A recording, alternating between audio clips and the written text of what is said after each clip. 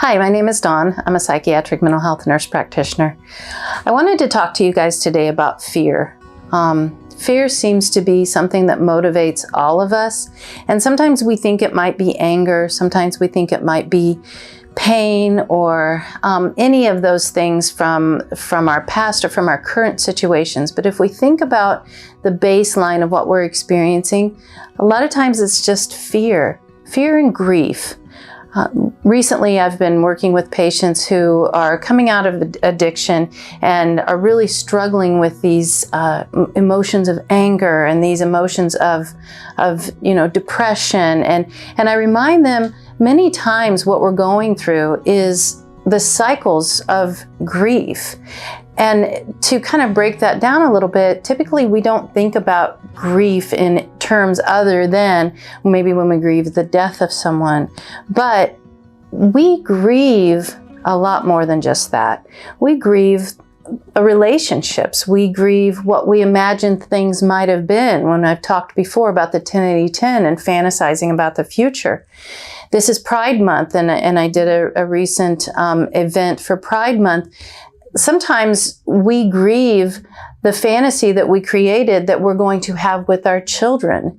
And we start to talk about these things. You know, we may have had a child that we imagined was going to be a doctor, or a child that we imagined was going to be any number of things, or walking that child down the aisle. And the child's life and circumstances have taken a different direction. And as parents, we have to allow ourselves to grieve those things so that we can embrace the new life that might be there.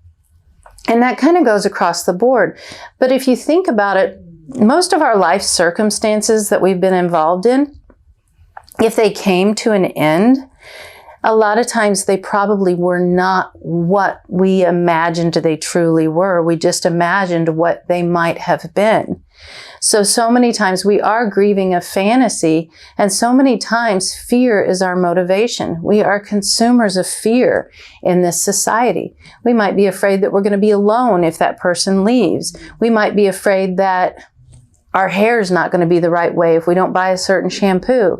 We might be afraid that the world is going to just crumble if we don't get this particular politician into office. And so we're constantly being motivated by fear and constantly consuming fear all around us. We make decisions based on fear. So I really would like to challenge you to think about what right now is your biggest worry.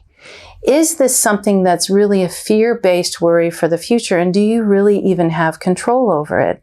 There's so many conspiracy theories out there. There's so many end times theology out there. I remember not too long ago, the 4 blood moons was a big deal in some of the circles.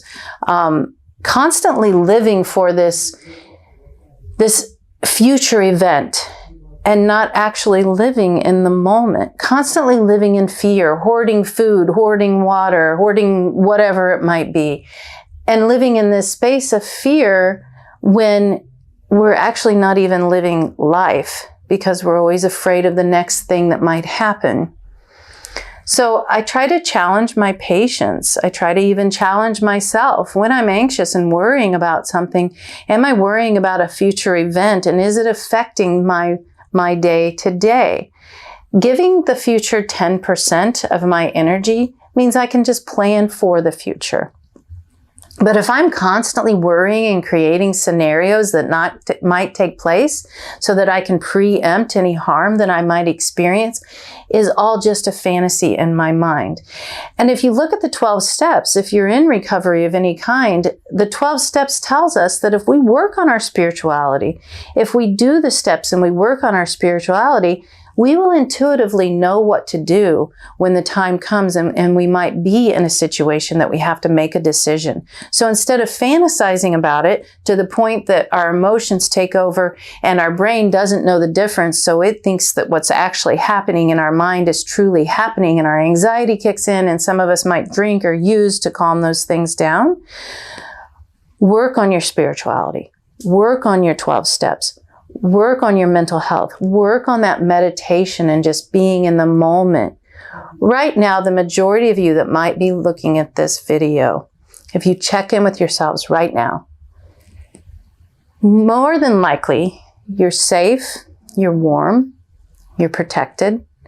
There are not bombs going off outside in the streets. More than likely, you are in a position of safety. More than likely. I'm making an assumption, of course, but when I'm doing groups here, I use that as an example.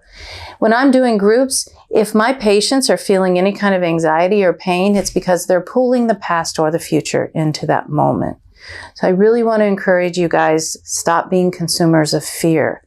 Our society preys on us to be a consumer of fear and sell us anything they can possibly sell us just because we're fear-based. And having that peace and moving in the opposite spirit and trying to teach our mind and our hearts and our gut emotions to be able to come into the moment and say, no, I really am safe, warm, and protected. There might be things that are going on around me, but in the moment, most of us are fine. We're just imagining. I had a patient once who said she just can't, her anxiety is just too out of hand and she can't handle it. And she goes home and she sits in her chair in her living room. And every time she sits in her chair in her living room, her anxiety just takes over and her mind just races. Then stop sitting in that chair. Stop putting yourself in these positions where you're automatically setting the stage for that comfort of your pain. And when I say that comfort of your pain, a lot of times we're comfortable with the pain we have because we know that pain. We know that emotion. So we kind of dwell in that emotion. To step out of it takes work and effort. We don't like it. We're miserable, but we're kind of comfortable with the misery instead of the unknown. So I really want to encourage you all to start moving in the opposite spirit. And this is a concept that's in a lot of different religions. I work with the Wellbriety movement in the Native American community. Moving in the opposite spirit is, when we have an emotion, what's the opposite spirit of that look like and how do we meditate on that? So that's what we're going to talk about next. Thanks for listening. And we'll see you on the next video. Thanks so much.